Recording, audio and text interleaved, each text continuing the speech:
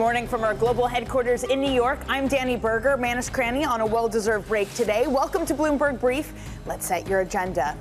Breathing room. President Trump unveils plans for reciprocal tariffs, but a delayed timeline strengthens the euro and sends stocks higher. A defense push. Washington tells Europe and the UK buy American arms to keep NATO strong as the security conference kicks off in Munich. And an iPhone revamp. Apple working with Alibaba and Baidu to bring AI features to China by mid-year. Happy Friday to you, and it is a glass half full market. Inflation data, the components that feed into CPI came in softer. No tariffs until April means that stocks could rally yesterday. We're a little changed this morning. Your S&P 500 futures and Russell 2000 ever so slightly weaker, but let's call it unchanged with NASDAQ futures. By the way, Meta rallying for 19 straight days, easily a new record and counting, up 24% this year. It is softer in the pre-market session. You can see there below your screen. Finally, for this bond market, it was also relief thanks to that PCE data and perhaps the Trump tariffs taking some time to figure out and implement and maybe get negotiations. Your 10-year yield back with a 4.5% handle. Again, little movement today. We will indeed be getting retail sales data that comes out later this morning. Will that move the needle? How strong is the consumer? One last asset for you to keep track of. Gold hitting another record this morning above $2,900. Will anything stop gold's path? We have some guests today. We're bullish on gold. We'll get the latest from them. Some individual stocks now that we are keeping our eyes on. Hermes sales there reported this morning, surging almost 18% over the holiday season. The luxury trade is alive and well. Those shares are up 2% in the French trade. It outperformed its rivals. It had strong pricing power. And of course, as always, those waiting lists for the coveted handbags giving them the upper hand. Applied Materials, though, those falling in the pre-market session, down nearly 5%. It gave a lukewarm forecast for the current period for revenue. It cited the risk of export controls hurting its business. Finally, Airbnb, that in the pre-market trade, is surging this morning, up 13.7%. It issued an upbeat forecast for the first 3 months of this year, citing continued strong demand after a strong holiday travel season. And in just a few moments, we're going to catch up with Abigail Watt of UBS. Later this hour, stay with us. Brian Smedley of Cynosure Strategies will be joining us. Let's, though, get back to our top story this morning. President Trump has ordered his administration to consider imposing reciprocal tariffs on a number of trading partners. Here's the president in the Oval Office yesterday.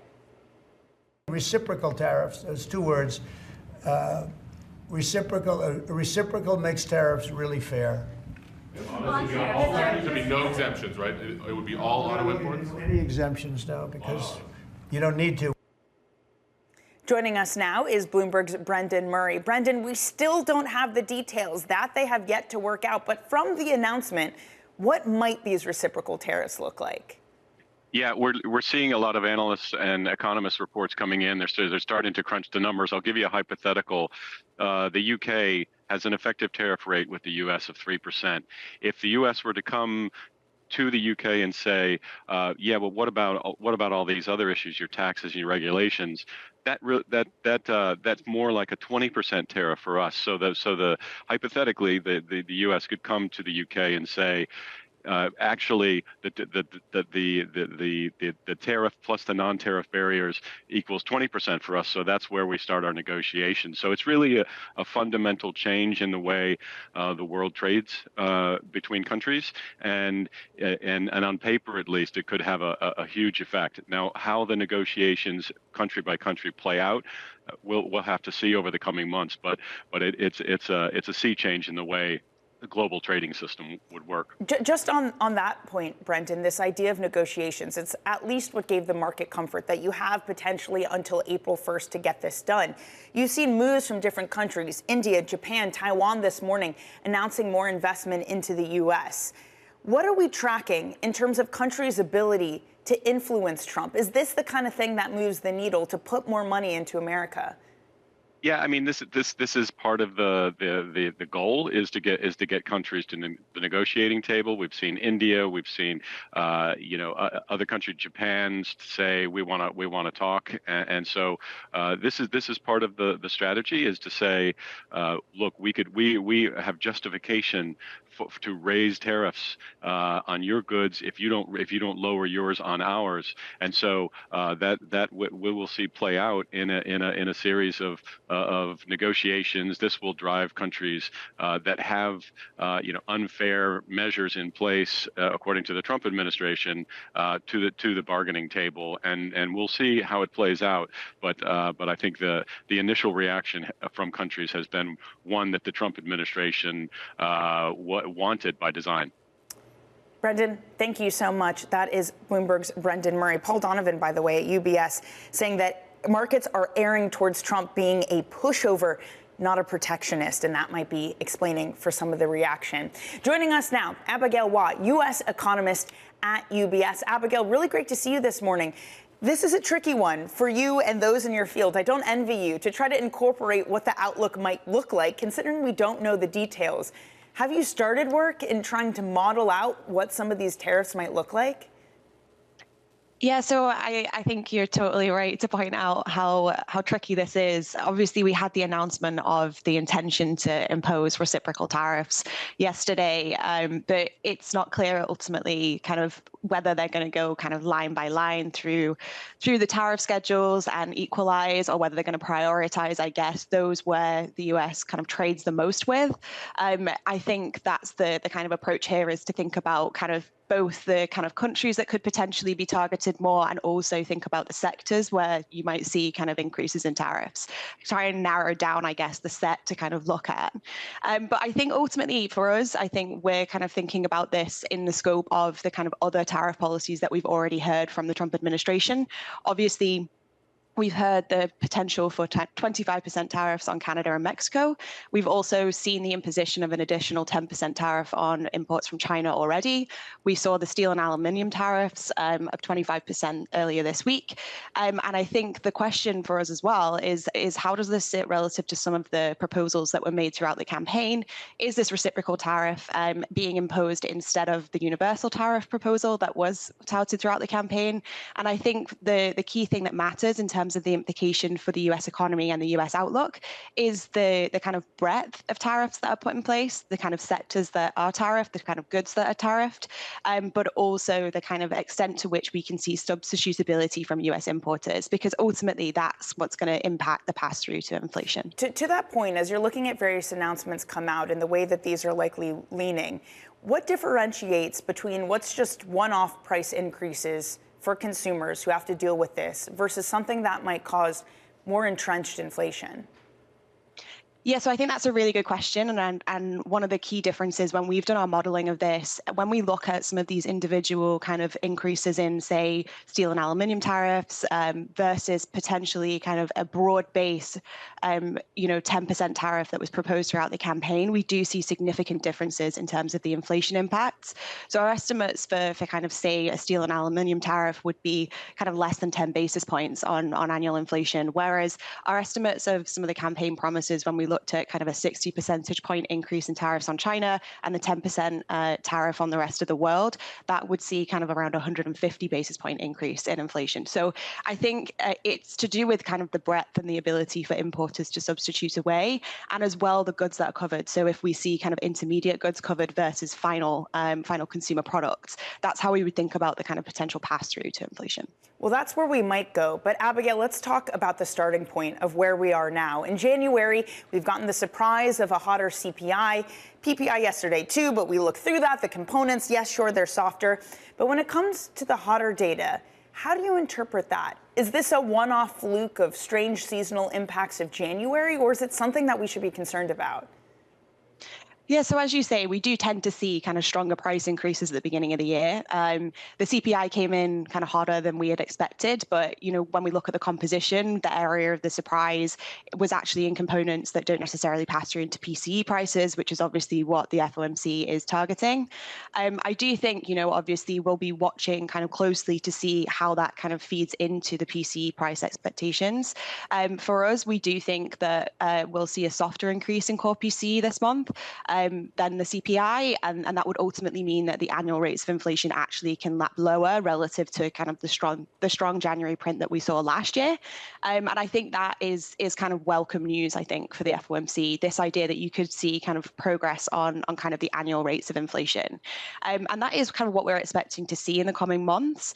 But I do think you're right to put that in the kind of backdrop of the kind of broader resilience. And that is the message we've heard from the FOMC, this idea that the resilience in the economy gives them kind of time to wait, especially in light of the uncertainty around trade policy and the uncertainty around kind of the policy implications, of the announcements that we've heard from the new administration. With that uncertainty, I think that likely leaves the Fed on pause for longer. We actually are expecting the first cut from the FOMC kind of in the second half of this year now, just given that uncertainty and this kind of stickier inflation narrative. Yep, the market moving to where you are as well. Abigail, really great to get your thoughts this morning. Enjoy the rest of your Friday and your weekend. Abigail Watt of UBS. Let's get now some other top stories that are trending on the terminal this morning. Apple is working to bring its AI features to China by the middle of this year. Sources say it's working closely with Baidu and Alibaba to adapt its Apple Intelligence platform for the region. The iPhone maker is aiming to launch as early as May. A representative for Apple declined to comment. Sources say China has invited prominent entrepreneurs, including Alibaba co-founder Jack Ma and the founder of DeepSeek, to meet the nation's top leaders. The meeting may happen as soon as next week. President Xi is also expected to attend. It could send a signal that China is adopting a more supportive stance towards private sector companies. And in a town hall meeting this week, Jamie Dimon said JP Morgan will scale back spending on what he called stupid diversity initiatives. Dimon also railed against an online petition on the bank's return to office mandate, saying, quote, "I don't care how many people sign that petition." I should also add he said an explicitive in that statement, which I cannot say on air, or else I will lose my job. Anyway, that's the latest from Jamie Dimon. But coming up, we get back to politics. President Trump ramps up efforts to cut defense spending. We're going to take you live to the Munich Security Conference. That's up next on your brief.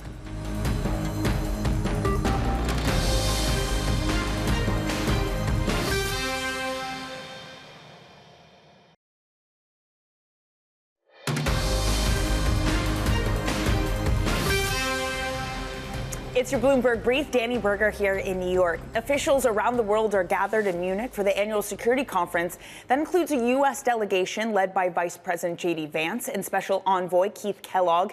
Bloomberg has learned that the Trump administration is also telling allies in Europe that it wants them to buy American weapons and military equipment to keep maintaining the NATO alliance. Joining us live from the conference in Munich is Bloomberg's Oliver Crook.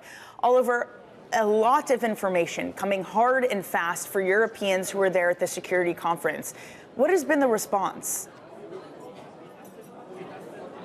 Yeah, so listen, Danny, I mean, every sort of 24 hours, the sort of agenda gets rewritten here at the Munich Security Conference for everybody from policymakers to a lot of the CEOs of defense companies that I've been speaking to this morning. I mean, just overnight, hearing from Donald Trump that he wants to have this sort of high-level meeting with the Russians and the Chinese in order to have their defense spending, while at the same time wanting other countries to spend more on the American defense. Again, this is all sort of conflicting information. And all of these European policymakers and CEOs, and there are a lot of them, it's not just the defense industry. It's everybody's coming here to listen to what the Americans have to say. We will be hearing from J.D. Vance in about 3 hours' time. I can tell you from the people that we have spoken to, there is a sort of wrecking ball speech that is anticipated from the U.S. administration to really tell the Europeans that they're on their own. And at the end of the day, it may be the case that the Americans here are here to talk and not to listen. And that is really what is concerning many policymakers here, particularly on the issue of Ukraine, when Donald Trump earlier in the week effectively began negotiations, and the Europeans are not at the table. Oliver, can you just get into that? What a shift this is from what we've heard from Trump, from Defense Secretary Pete Hegseth, this idea of the U.S. not being the primary guarantor of safety in Europe and specifically in Ukraine. But listen, it's been a long time coming. I mean, we talked that the Europeans react with a lot of shock to the fact that Trump talked to Putin, to this, that, and the other. I just spoke to the former chancellor of Austria who just stepped down a couple of weeks ago. He says, listen, none of this is really a surprise. I think that just for the Europeans, it really is so shocking because they basically have not adapted their foreign policy to the new reality of American foreign policy. This idea of multilateralism, cooperation at the G7 level, and sort of getting consensus, making unified decisions, that era is over. And for these Europeans, this is now the new era of American unilateralism, and they have not yet found a way to sort of how to deal with that and how to deal with that collectively as Europeans and sort of how they can sort of band up together and come to a unified front. Part of that, though, Danny, is their own fault. They have been underspending on defense for many, many, many years. We know that they've just only started to hit that 2% threshold. And at the end of the day, the Trump administration's view is going to be, listen, you get a seat at the table if you've got a military to back it. They don't. And that is the sort of urgent news here for the Europeans. They need to get that defense spending up. From all the defense CEOs that I spoke to, as unreliable as the U.S. situation is, it seems very certain that no matter what, the Europeans will be spending a lot more money, and that is evident in their order books. On one hand, you have Trump and the administration saying, Europe, you need to spend more on defense. But there was also this interesting wrinkle, Oliver, with Russia and China. Trump talking about the willingness to have a trilateral meeting with them and discuss cutting defense spending. What do we know about that proposal? Yeah, I mean, listen, this is something that, I mean, I spoke to CEOs who are, big CEOs of defense companies, and some of them, this was news to them this morning, right? So you have to imagine running a business when basically you have the biggest spender on defense talking about potentially having what they spend on it, right? And so a lot of these defense companies, for example, Saab, they make the Joint Strike Missiles that go into the F-35 jets. When they hear all of this stuff, they need to try to make an appraisal of kind of what the capacity is going to look like going forward. I think it just throws a real wrench into the planning for a lot of these companies, and that is again what they're trying to do here. They're trying to come here to hear from the U.S. administration from themselves, basically for the first time in Europe, right? This is the first high-level delegation that has come to Europe since Trump was inaugurated. You have Marco Rubio, you have J.D. Vance, you have Keith Kellogg, and everybody here is trying to get a flavor in order to understand really what this administration is going to look like in terms of its policy towards Europe and how to adapt their businesses and their policy to that. Oliver, fantastic reporting. We're going to catch up with you again later in the hour for more on the Munich Security Conference. That's Oliver Crook in Germany. Coming up, HSBC planning fresh rounds of job cuts. We're going to have more on that Bloomberg scoop. That's up next.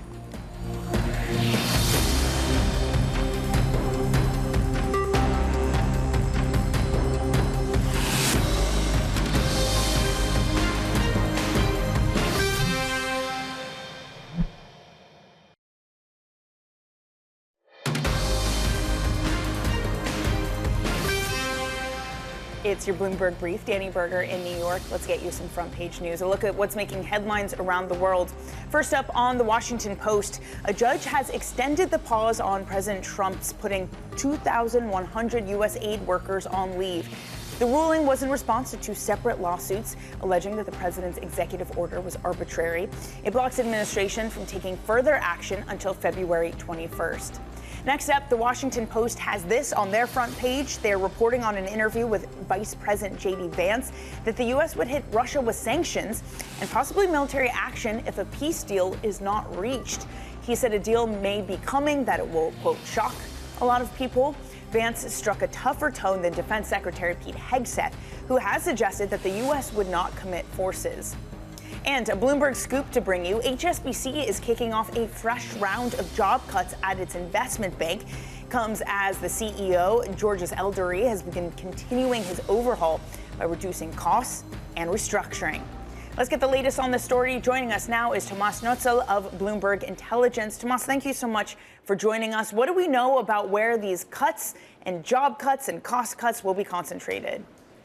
Yes, good morning. Well, we don't know much yet, as the only news we know is it is starting in Asia, and we are expecting more to be rolled out across the whole organization.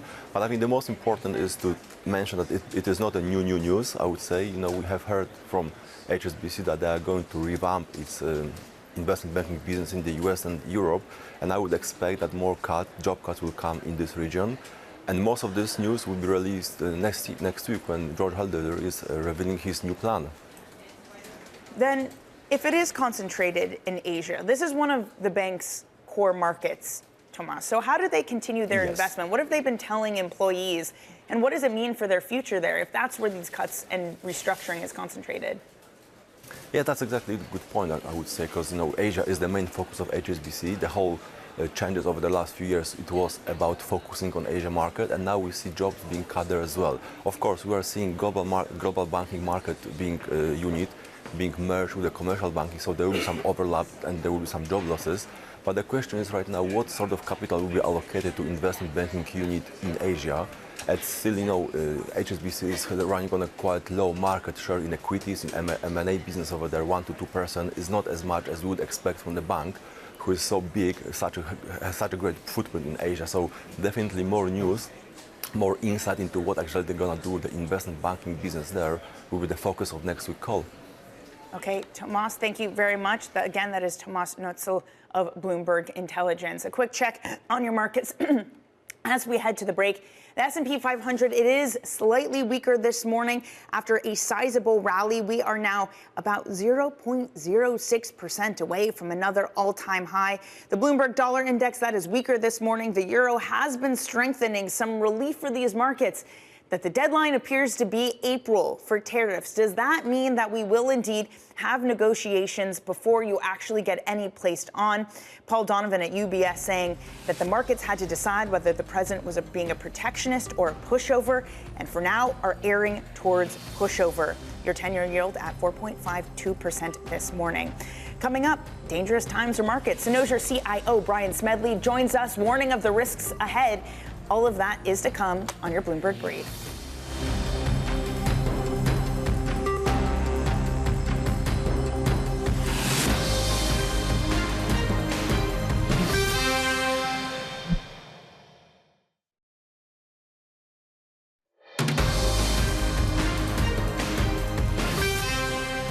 From our global headquarters in New York City, welcome to Bloomberg Brief. I'm Danny Berger. Let's set your agenda. Breathing room, President Trump unveils plans for reciprocal tariffs, but a delayed timeline strengthens the euro and sends stocks higher. A defense push, Washington tells Europe and the UK, buy American arms to keep NATO strong as the security conference kicks off in Munich.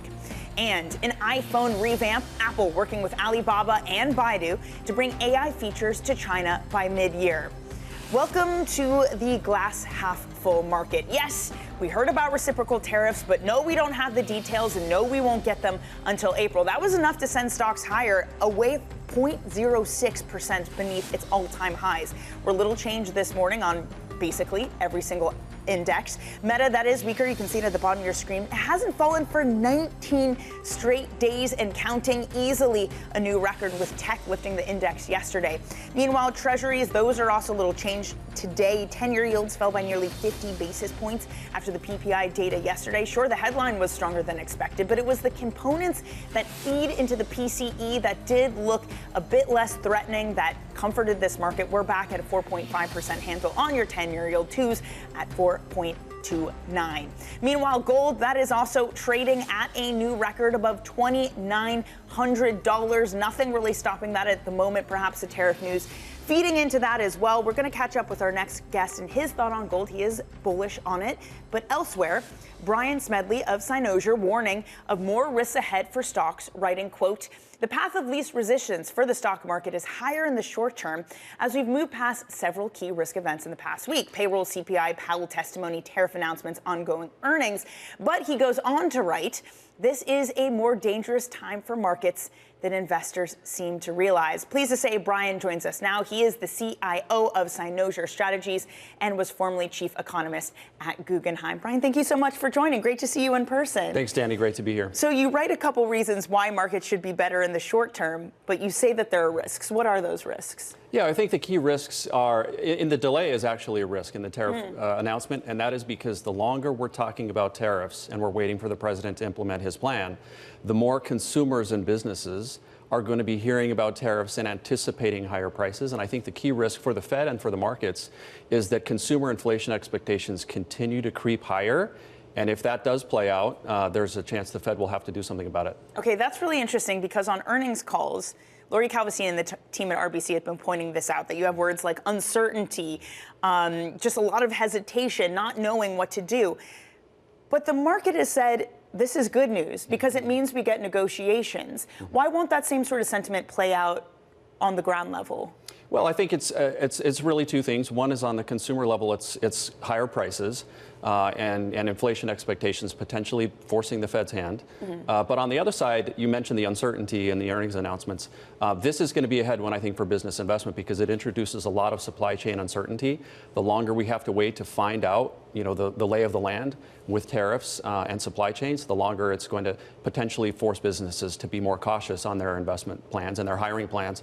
And eventually we'll have to see whether that has a bearing on the growth data. But my guess is that it's on balance negative for growth and more positive for inflation. Is it stagflation? I mean, that is certainly what you're describing in a very different environment from what the Fed was hiking into last time around. There was strong growth along with inflation. Yeah. How does that color what the Fed does from here? Well, look, you're right to point out a few years ago, I feel like we just went through an enormous inflationary process, big supply shock, big demand shock, and the highest inflation in 40 years. So, I think one of the concerns, and Chair Powell discussed this in his testimony this week, is that I would put it in terms of potentially a bit of PTSD on the part of consumers and businesses. We just lived through this big inflationary process, and we've come back a long way. As Powell mentioned, the process is not over. The job is not quite done. But the concern is that inflation expectations could become unmoored. And what I think is interesting in the data is, although actual inflation, headline and core, is well below where we peaked a couple of years ago, inflation expectations have been moving higher. In fact, if you look at the latest University of Michigan data, not only did the 1 year ahead expectation jump quite surprisingly, but also the longer term 5 to 10 year inflation expectation moved up to 3.3%. Which isn't too far away from the Fed's target, but interestingly, it's the highest we've seen in this cycle, higher than occurred a couple of years ago when actual inflation was considerably higher than it is today. I have to say it's interesting because the bond market has almost been saying something similar because this was supposed to be the year of steepeners. So far this year, it's been a flattener. It's been the long end that's been moving higher, almost seeming to suggest it's not higher for longer. It's something that looks like higher forever. Is that a right way to interpret the signal you're getting? Well, if you look at the contrast between the median dot in the Fed's SEP, the dot plot, there is a notable gap between that kind of longer run neutral rate estimate and where the market's pricing. The market's priced at a terminal SOFR rate, or Fed funds, of around 4% in the next year or two, and that would be a resting place that's quite a bit above where most economists think the neutral rate is. And so, yeah, I think to your point, the market is suggesting that with inflation staying a bit firmer, we have 2 year TIPS inflation break-evens at 3.15%. That overstates, the miss on the Fed's target because CPI tends to run hotter than PCE. But nevertheless, that would be consistent if that were to play out over the next couple of years with inflation running consistently above the Fed's target, and probably would slow their roll in terms of bringing, rates back down to that, more lower neutral rate. So are we having the wrong conversation then? Should we not be talking about will they, won't they cut? Should we be talking about will they, won't they hike? Yeah, well, it raises an interesting question for the Fed in terms of managing financial conditions. Powell mentioned that their view is that the policy rate is still above neutral and therefore is adding restrictive impulse on the economy, should bring down demand for labor, cool inflation back to target. But broader financial conditions, I think, are pretty accommodative. Credit spreads have been at the tightest levels since 2007. And equity markets, as you just mentioned, S&P's near an all-time high. And financial conditions broadly I think are quite favorable for continued growth, and growth came in quite a bit above expectations last year. And so I think the Fed is going to have a bit of a challenge on their hands in communicating in a way that could potentially limit, again, the unmooring of inflation expectations. And so what they might need to go to, I agree with the market that the hurdle to hiking rates is pretty high, at least in the next several meetings. I don't think that's likely at all. However, what they might need to do is jawbone a little bit more, and which is to say, focus on forward guidance and maybe introduce a little bit more two-way risk so that markets have to factor that in. Is that jawboning, though, complicated by the potential appearance of politics? Early in your career, you were at the New York Fed. You know what some of those conversations look like with the president this time around, who's very willing to voice his opinion about what the Fed was doing, which, by the way, were cutting and sounding very dovish until his inauguration. Yeah, no, you're right. It's always challenging for a Fed chair or other Fed officials to navigate an environment like this, but it's particularly the case with this administration and with a president who is, who takes a much more vocal approach and has been critical of the Fed in the past. So it's a difficult, line for the chair to walk. You saw, I think he did that pretty skillfully in his testimony this week in the House and the Senate, but it's definitely the case that they're going to be careful and very circumspect in how they describe, any future policy steps. Powell went out of his way to avoid, commenting on some of the president's comments with regard to tariffs and monetary policy this week. Brian, I have to get here because I teased it right before you came on. Gold at a new record. You still like the asset. How much more space does it have to run? I think there's plenty of room to run for gold. Absolutely. And I think one bit of perspective that I think is important for investors to bear in mind is that gold had a phenomenal run over the last 12 months plus. And that's in spite of a level of high real interest rates. If you look at TIPS, real yields have been elevated and volatile, but also the dollar's been stronger. And so generally speaking, that would be a bit of a headwind for gold. But notwithstanding that, we've been powering ahead. And I think that speaks to the strength of demand from asset allocators, private investors, but also foreign official investors, reserve managers, and the like. And so I think the outlook for gold is pretty positive. And in our view, this is a late cycle regime. The unemployment rate is low, but has begun to move up off its trough. And the yield curve is, notwithstanding the recent price action, been re-steepening as the Fed cut rates. That's typically a setup when gold tends to perform well. So our expectation is that gold will benefit in the short term from the uncertainty around trade and geopolitics, but over the more medium term, let's say over the next 1 to 2 years, eventually, I think the labor market is going to roll over, and the Fed is going to, in time, need to respond to that, by going through a larger easing cycle. And if that plays out, that's going to be a big tailwind for gold. Great. Well, expensive gold just in time for Valentine's Day. It's fitting. Brian, thank you so much for joining. Unfortunately, we're out of time. We could do this all day. Thanks so much for joining. That is Brian Smedley of Cynosure Strategies. This is Bloomberg.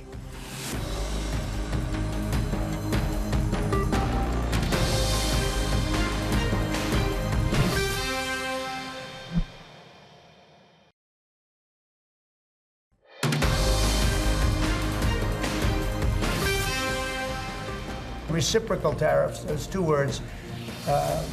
Reciprocal makes tariffs really fair.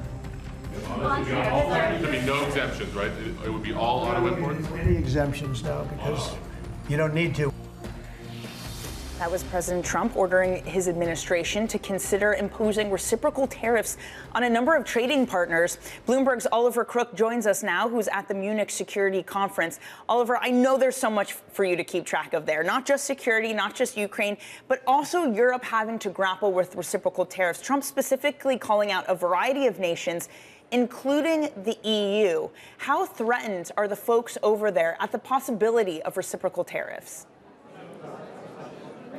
Listen, they've been sort of having a long time to sort of prepare for this. We know what Trump is after. Trump is after that trade deficit that exists between the United States and the EU, which amounts to close to $250 billion in the favor of the European Union. This is something that President Trump ran on. This is something that is not coming as a shock to the Europeans. What is interesting is we had those tariffs already discussed about aluminum and steel. That is really sort of peanuts compared to what the other things he's talking about now, which is basically the auto industry, and that hits right here front and center to the Germans. If you start to see a sort of decline in auto sales from the Germans into the United States, that will spell another year of recession and contraction for the German economy, without a doubt. So they're going to do, basically, it seems, everything in their power to avoid this. We just heard from Ursula von der Leyen. She just walked in a couple hours ago, speaking here, saying that basically reciprocal tariffs is pulling things in the wrong direction. They can keep saying that. That is not going to change the reality. And for the Germans here, they're very sort of concerned that this is going to happen. But we should also say, Danny, this sort of tariff picture isn't as black and white as, the Europeans just produce cars and send them to the United States. That is, of course, true, and that they're imbalanced in that way. But for example, Mercedes-Benz has a factory in the United States where they build their SUVs. Those SUVs are sold in the U.S., but they're also shipped to Europe and sold to the Europeans. So again, this is part of the story and part of what these businesses are going to be grappling with to figure out what is going to go on with these tariffs. But again, every passing day brings a sort of new surprise. And at the end of the day, what these people want is certainty. It is not what they've got right now.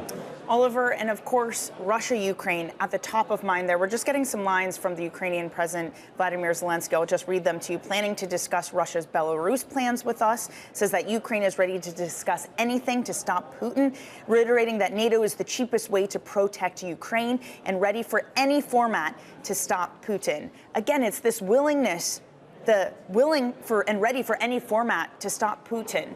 We've gotten some strong language from the Trump administration, from Pete Hegseth, that really makes it seem like they are the ones that are setting the ground rules, that are things like not allowing them to join NATO, various border policies for what the shape of Ukraine might look like. Where do we stand on negotiations? Is Europe in the room at all, Oliver? So listen, there's so many layers to this, Danny, so let's just try to disentangle it. There's a degree to which Volodymyr Zelensky needs to spin everything that the U.S. does as something positive and that they can live with, because at the end of the day, it's the United States calling the shots. We heard from Volodymyr Zelensky earlier in the week saying that basically security guarantees without the U.S., i.e. security guarantees just from the Europeans, is not really worth anything, right? So at the end of the day, the United States is absolutely fundamental here. But again, we heard from Trump yesterday saying that there might be high-level meetings between the Ukrainians, the United States, and the Russians here in Munich. I've spoken to a number of officials here in the German government. They're saying there is no such plan of the meeting. They would know they'd have to issue visas for Russians to come here, or maybe they're not talking about it. But again, these are things that are all in the room. And at the end of the day, Volodymyr Zelensky did say that there is not going to start negotiations until, basically these negotiations officially begin. I think the concern is here. At the end of the day, the Americans have said they're going to take a much more practical approach to the question of Ukraine. They're going to acknowledge the fact that some land is going to have to be given up to Russia. They're going to have to acknowledge that NATO is a very long shot for the Ukrainians. The real concern for the Europeans and the Ukrainians is that you're basically saying that before you've entered into formal negotiations. Those are chips that they wanted to leave into the negotiation table. Those are already on the table, so they're seen as sort of foregone conclusions for the negotiators.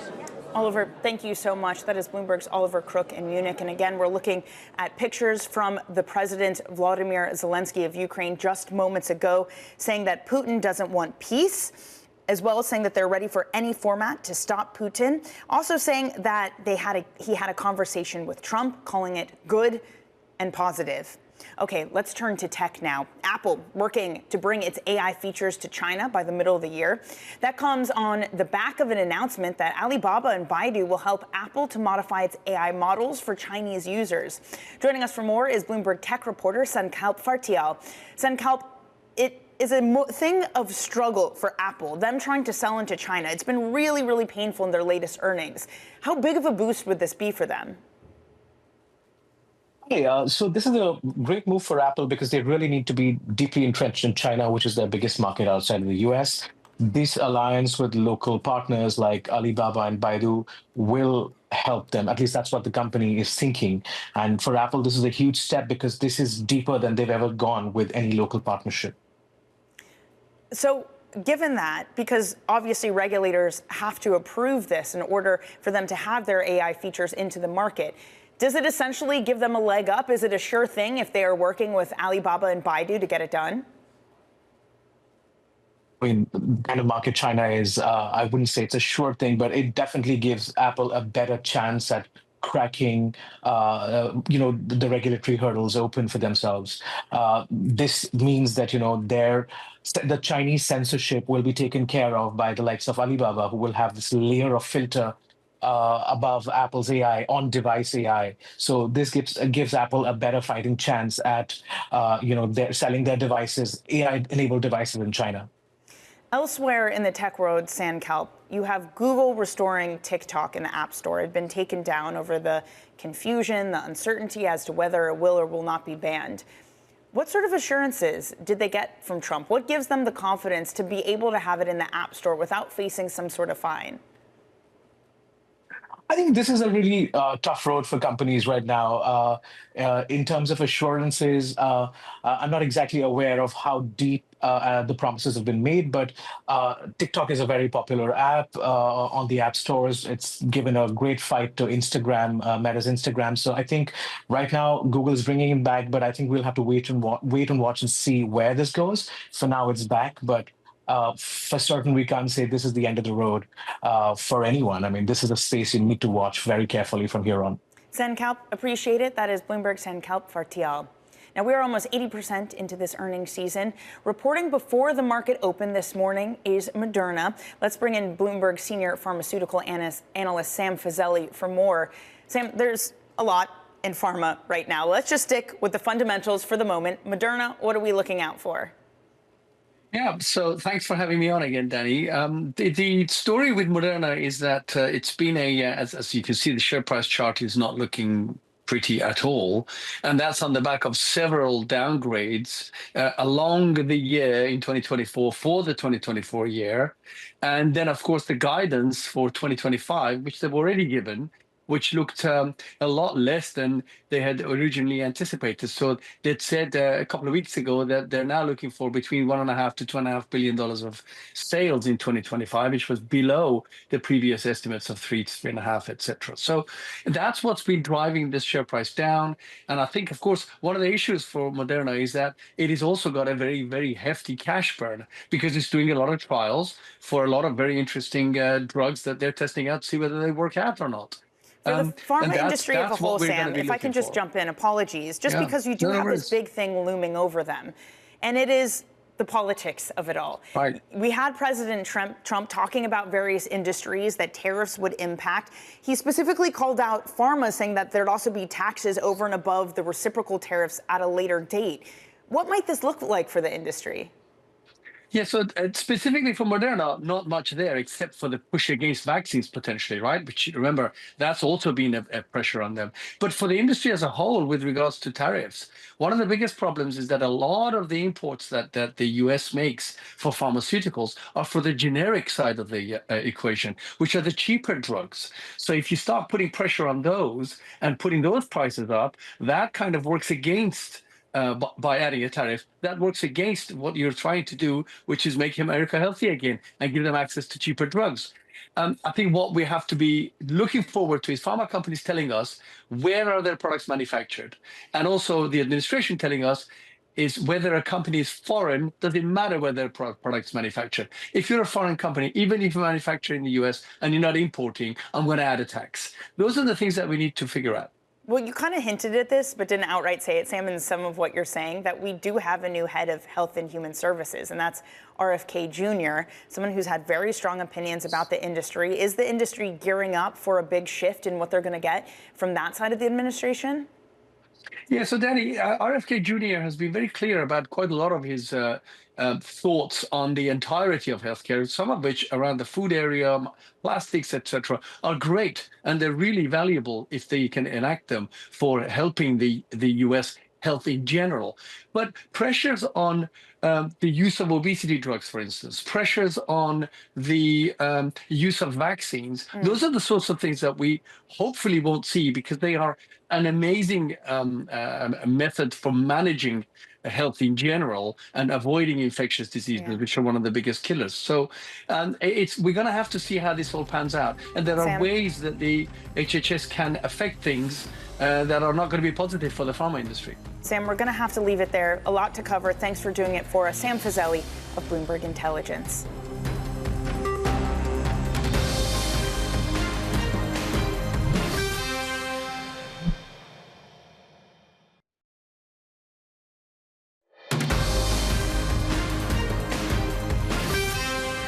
Let's get you set up for your trading day ahead of a long weekend. Moderna, that will be having its earnings before the market open. Retail sales data, that comes out at 8:30 a.m. Eastern. And then we're going to be rounding out a busy week with hedge fund 13F filings. A quick check on your bond market before the end of this hour. Little change this morning. Interesting note from Michael Hartnett from Bank of America this morning, saying that hot inflation actually might be a good thing for financial markets, writing that it would force Donald Trump to opt for smaller trade tariffs. So the most recent CPI news, maybe that's a good thing.